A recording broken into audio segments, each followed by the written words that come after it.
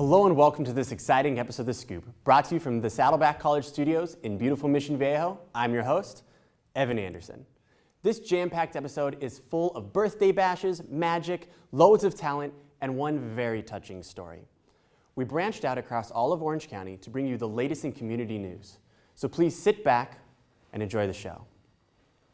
On May 29th, Saddleback's very own radio station, KSPR, held their annual bash, celebrating their 41st year in broadcasting. A few of us here at SCTV joined them in the fun. Let's go check it out.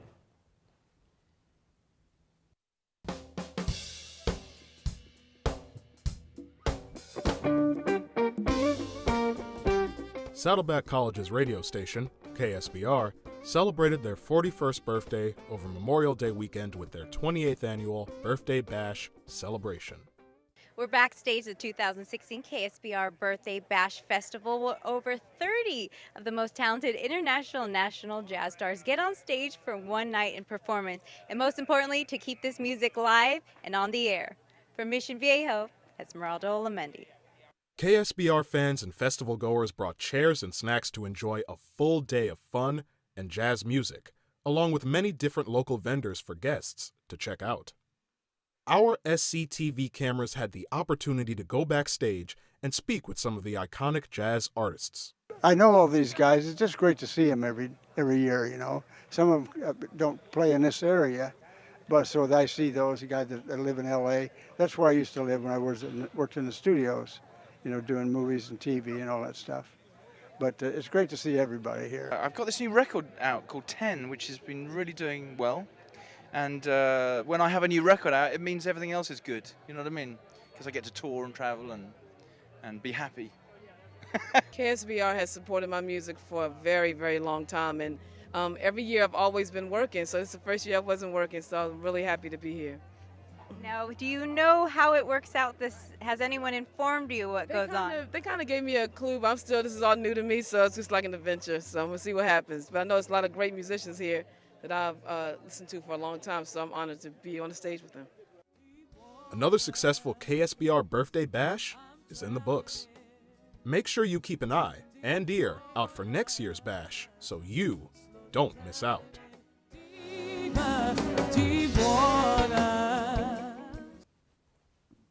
Wow, that looks like a blast. Make sure to tune in to 88.5 to listen to some jazz music.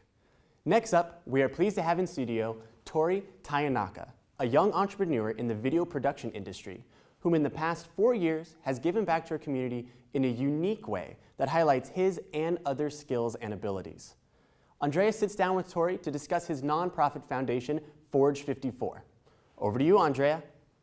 Hi, thank you so much, Evan. My name is Andrea Moore, and I'm your host today, and I will be sitting down with Tori Tayanaka, the president of Forge 54, a local nonprofit here in Orange County. Hi, Tori. How you doing? Thanks for having me. Yeah, thanks for being here. So what exactly is Forge 54? Forge 54 is a skilled giving weekend where we're actually a nonprofit that provides pro bono marketing to other nonprofits.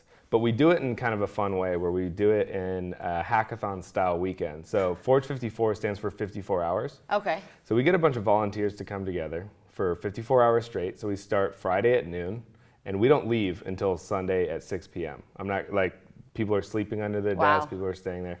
And we work on marketing and advertising, video production, graphic design, and we donate all of that to a nonprofit. So we've been doing that now for 3 years. We're on our 4th year. And the last year, we had 97 volunteers come out, and we donated over $500,000 worth of free marketing to a nonprofit called Wells of Life, who drills wells in Uganda for water wells in Uganda. Wow, that's remarkable. Very cool. Good fun, yeah. Yeah, I bet. So what prompted you to start this type of nonprofit? It was a mix of things, but really my family gives back a lot, and I was always kind of raised to go and volunteer at food banks and do different things. But on Thanksgiving one year, I was volunteering and serving food at a food bank, and I just thought to myself, this is not my skill. I'm not someone who's very good at serving food. I could have done so much more for that nonprofit if I would have provided my marketing skills for the nonprofit rather than scoop mashed potatoes. I could have paid someone to do that and provided, like, worked on it and provided more value. So I met up with some other people, and they felt the same way once I explained it to them. So most of our volunteers are either students or young professionals who have never donated more than a few $100s to a nonprofit. And in a single weekend, all of these people are donating thousands of dollars to a nonprofit for the first time in their life. By spending their time doing it and everything. And that's why we coined the phrase skilled giving. Okay. But it's something, as opposed to just giving, just being there and picking up trash, you're offering a skill. So all the people here, camera people, they could be providing a skill to a nonprofit that really is much more value than if they just show up and pack boxes or do something like that. Definitely. Probably feels better too. Yeah, definitely. So what do you guys have coming up this next year for Forge 54? So right now we've already closed, we have an application process to choose our nonprofit. We had over 50 nonprofits apply this year, and we've been going through a rigorous interview process to figure out which nonprofit is the best fit for us this year. Okay. So our event is coming up in October. So the current thing that we have is that we're open for applications for volunteers. Okay. So we're looking for, again, students and young professionals in the creative space. So this is graphic designers, web designers, videographers that are looking to give back to their community. We haven't announced what nonprofit's going to receive it yet, but it's going to be a good nonprofit. Definitely. So you just need to make sure you have the volunteers to make it happen. Yeah. So like I said, last year we had 97 people. We're looking to grow that a little bit. 100's about the max that I can handle because I have to provide all the food, drinks throughout breakfast, lunch, and dinner for Friday, Saturday, and Sunday. For 54 hours? Yeah. So it is a lot, but we're looking for volunteers, and then we also have a networking group called Forge Connect, where all of our groups come together and network the last Thursday of every month. Oh, cool. So that's just a way that we stay connected outside of the one single weekend event a year. Definitely, and find ways to help them also outside of them helping other people. Yeah, it's a way to connect, and it's a way that we're recruiting new people. Cool. So I can sign up after this? Yeah, exactly. Forge54.com. Awesome. So what about the future of Forge 54? Not just this year, the years to come. What are your big plans? So this is obviously a side project. It's a nonprofit, so I'm not getting paid for it. So it's something that I would love to grow, but it's something that we do after hours. It's something that we do on the side. Yeah. We have a couple different things that we're thinking about. It's either, right now we're doing this once a year. We think that potentially we could be doing it 3-4 times a year. But also, we've been packaging how to throw one of these events, and we want to offer that to other groups outside of Orange County. So we would love to see a Forge 54 San Francisco, a Forge 54 New York, where we educate another group about how they can throw an event like this, and then have them possibly do it at the same time, or do it just have it happening when we're not necessarily having to touch every piece of it. Yeah, definitely. So you kind of like made the model, and then other people can follow your lead. Yeah. That's pretty cool. And so you're a Saddleback alumni, I heard? Yeah, I graduated here in 2011 and went to the film school here, and then I moved on and I went to USC Film School, and now I run my own film production company. Wow, here in Orange County. That's awesome. Yeah. So Saddleback did good things for you. Oh, I'd say anyone who graduated from Saddleback Film School, I would trust them more than the people who graduated from USC Film School, hands down. That's what I like to hear. Well, we're running out of time here, but thank you so much. I really appreciate it. Back to you, Evan. Now that is a creative way to contribute. To apply for a volunteer position with Forge 54, visit www.forge54.com/volunteer. Now, don't disappear. When we return from the commercial break, we will be having a mesmerizing performance for you in store.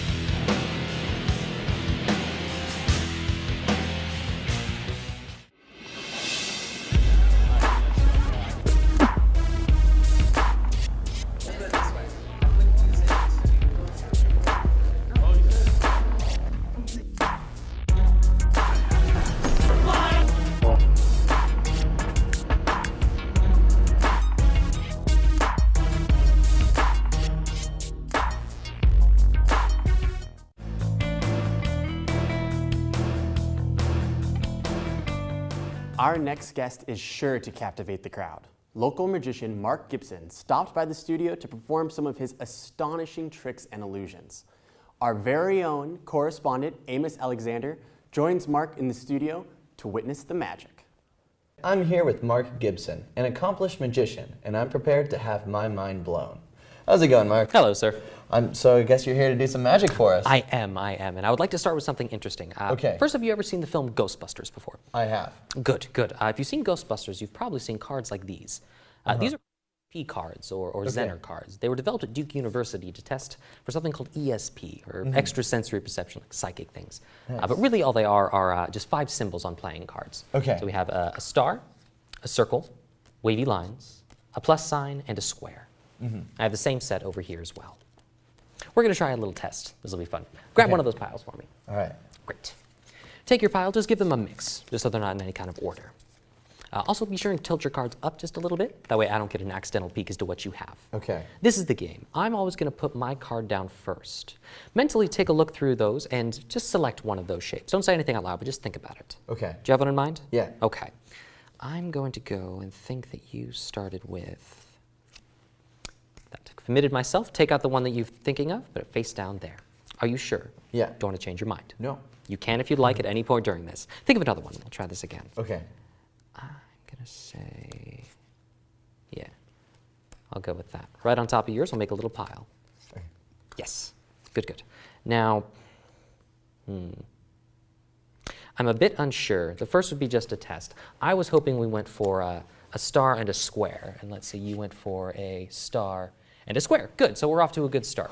We'll try it again. Grab those up one more time. We'll do this one really fast. One more time? One more time. We'll do very fast. Okay. Think of an, actually, I know what you're going to do ahead of time. You're Okay. going to start there. Change your mind as much as you like. Take out the one you'd like. Face down right there. I'm going to say, no, I'm going to change it. You're going to go there, right there on top. Good. This is fun, isn't it? Next is going to be, I'll go with that. If I'm wrong there, I'm going to kick myself, but we'll try it. That one there. I have 2 left.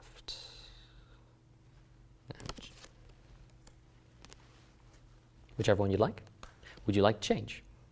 No. You can if you'd like. No. Okay. Good. So we have 1 card left. So if we've done this correctly, we should have the same one. Yes? Yeah. I have a plus sign. What do you have? You have a plus sign as well. Let's see how we've done. Here, we've got about 4 there on the table. Pick up yours and let's see how we've done. Okay. Okay, we'll do it right from the top. That's a star, matches the square, circle. Very good. You're very good at this. What just happened? Strange, isn't it? But I will tell you something. As a magician, whenever you do shows and things, you get asked a lot of questions. Okay. Like, how often do you practice? Where did you learn all this from? Why are you in my garage? Things like this. But the most common question I'm asked is, can you count cards? Like in a card game, poker and thing, counting cards. And yes, over the years I've taken it upon myself to learn this skill. Now, a deck of cards, a magician's piano, thousands of possibilities held within 52 pasteboards. We're going to try a little test, a memory test, card counting, if you will. This is the game. We're going to take some cards, turn some face up and some face down. So that's a good starting point. Cut as many cards as you'd like from the center. From the center? Yep, just right there. Right there. Okay. Good. That'll be our face-up group. All right. Just put it face up like that. Fantastic. And we'll shuffle face up into face down. Okay. Actually, just make this an even spread. Face up will go into face down. So it's a big old mess. Now the idea is simple. I'm going to spread through the cards and count with some kind of accuracy how many face-up cards there are. We call this speed reading. Let's see how accurate I can be. How many face-up cards there are in the deck.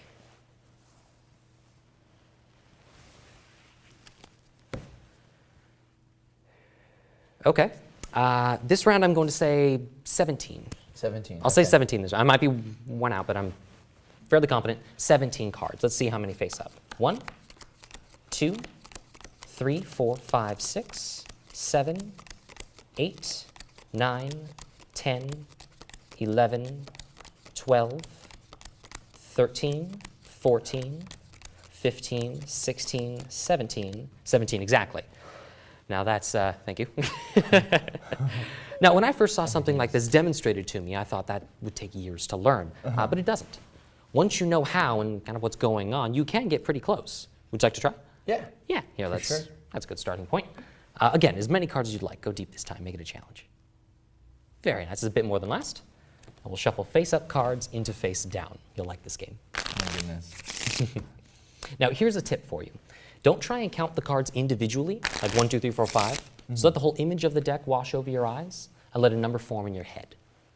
Well, it sounds weird, but go with me on this. Ready? All right.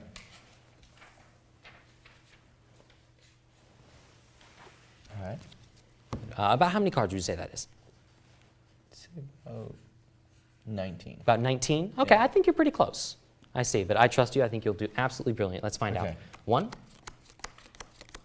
2, 3, 4, 5, 6, 7, 8, 9, 10, 11, 12, 13, 14, 15, 16, 17. 17. You were very, very close. It was 19, yes? Yeah. Not bad at all. You know what this means? What? That you must be a magician in the future. Really? I hope so. Very much so. It was very, very good. Thank you. Then I can blow my own mind. Exactly. Oh my You don't need me anymore. So how long have you been a magician? I've been a magician now about 10 years. Okay. Mm-hmm. When did you first start? I was about 10 years old or so. My cousin Michael showed me how to make a coin vanish. It's kind of sparked an interest in me. Would you like to see one more very quickly? Yeah, can you make something vanish? I will do my best. Okay. Grab out one of those cards, Mr. Famous. Okay. I'd like you to take this Sharpie pen, sign your name as as big as you can on that card. Which side? The face, preferably. I won't peek. I've seen this trick before. Do this very quickly. There we go. Got it? Make sure the camera sees. I won't peek. Good to go? Yep. Great. We'll take your card back. We're going to hide it right about there into the middle, and we're going to shuffle them up. Now, would you be amazed if I clicked my fingers, the card has vanished from the deck, and it has appeared in my shoe? Yeah. Would it be amazing if I clicked my fingers, the card appeared in your shoe? Yeah. Take a look. No, I'm kidding. I'm kidding. Instead, I'm going to do something out of the ordinary. Okay. But somewhere here, not on bottom and not on top. It must be somewhere in the middle. I'm going to find it with my tongue.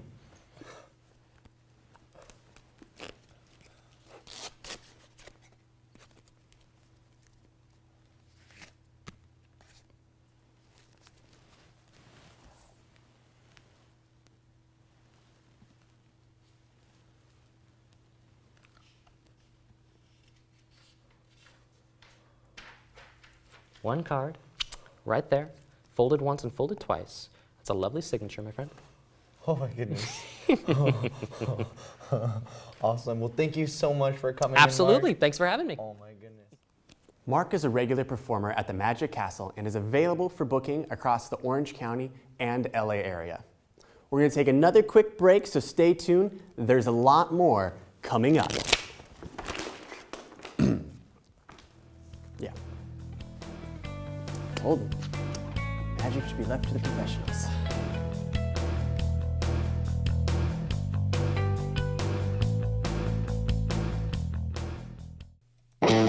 Saddleback College enriches its students and the South Orange County community by providing a comprehensive array of high-quality courses and programs.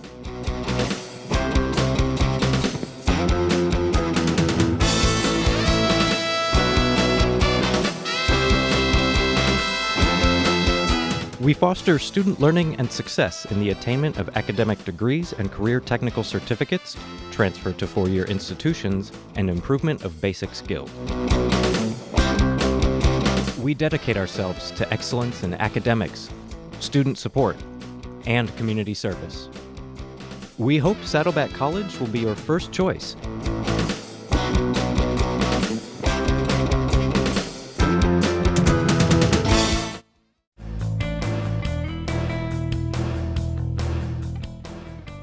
Next up, we drop by the launch party of a charitable and stylish clothing company, State of Wild, founded by three ladies with a lot of talent and a ton of passion. Let's check out the wonderful things that they're doing in our community. Orange County locals come together for music, food, and fun at the launch of a new startup company called State of Wild. The company was started when Jerusalem Taylor decided to use her talent in sewing to help create products she could sell to help raise money for the School of Hope. State of Wild started actually almost a year ago. The idea of it did. State of Wild sells handmade scarves, beanies, and other clothing in order to help support the School of Hope in Guatemala.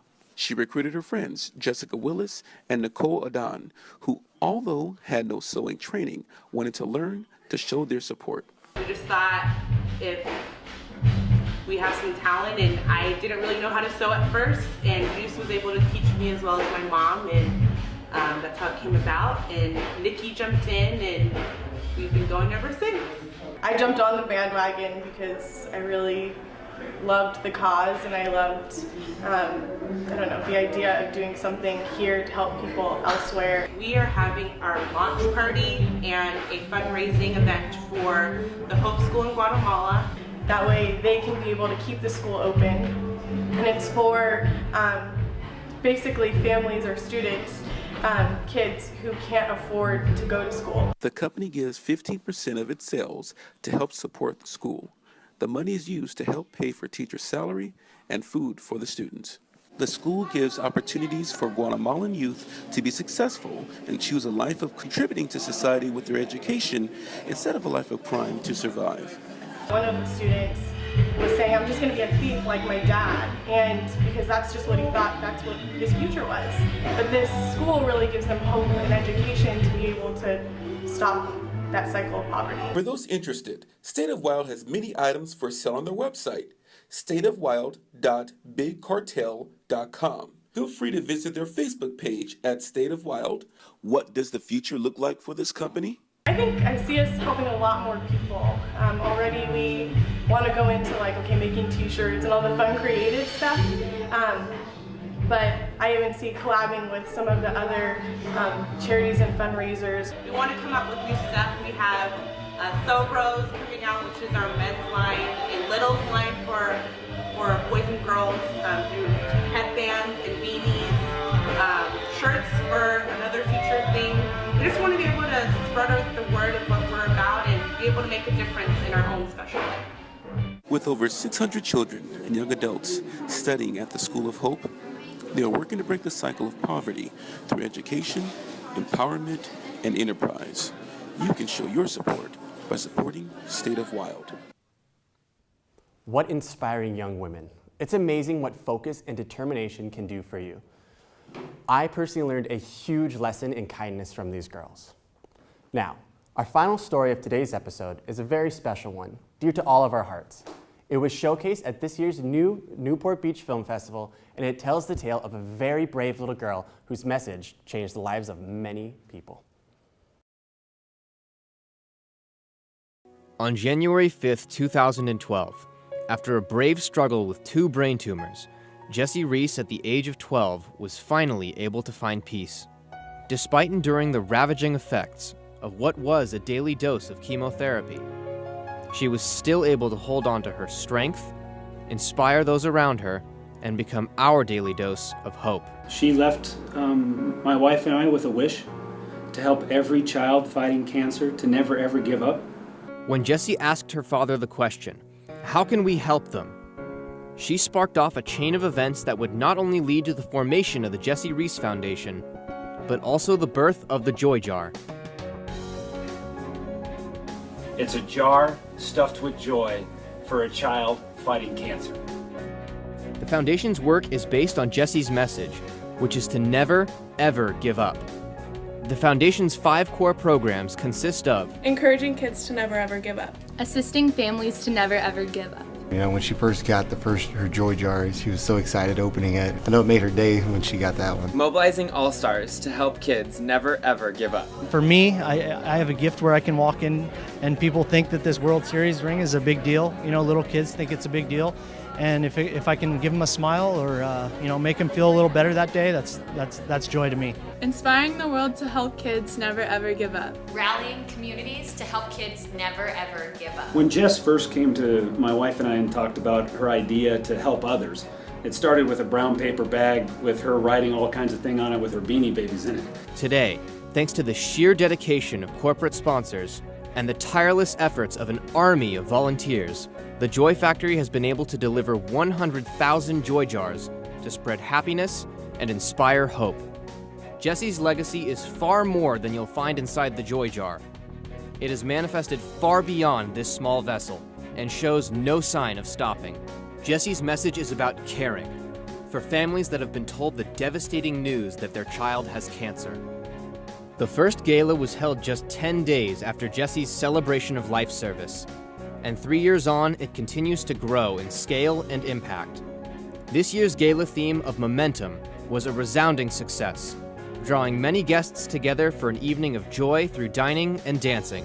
Guests gave generously, awards were given. We urge you to help kids NIGU by going to www.jesse.org. There are many ways you can participate in the momentum Jesse started, some of which are volunteering your time, getting involved in community events, or donating money to help us encourage more kids fighting cancer to never, ever give up. If Jess was here today, I'm sure she'd come up and give me a big hug and say, "Great job, Dad." She would continue to say, "Just thank you so much just for everything that you guys have done. Never ever give up, NIGU, bye." What a meaningful story. Jesse's positive spirit continues to inspire people across the world. If you would like to donate to the Jesse Reeves Foundation, text Joy Jars to 88588. That's all for today's show. A special thanks to KSPR and their whole crew for letting us stop by their B-Day bash. A big thanks to Tori for coming in studio and giving us an insight on Forge 54. Don't forget to check out Mark's Gibson website and book him for your next event. And whenever you feel like splurging on some fashionable items, go to the girls at State of Wild. And of course, remember to never, ever give up. Thank you all for watching, and we'll catch you next time on another installment of The Scoop. I'm Evan Anderson, and we'll see you soon. Thank you. Have a nice day.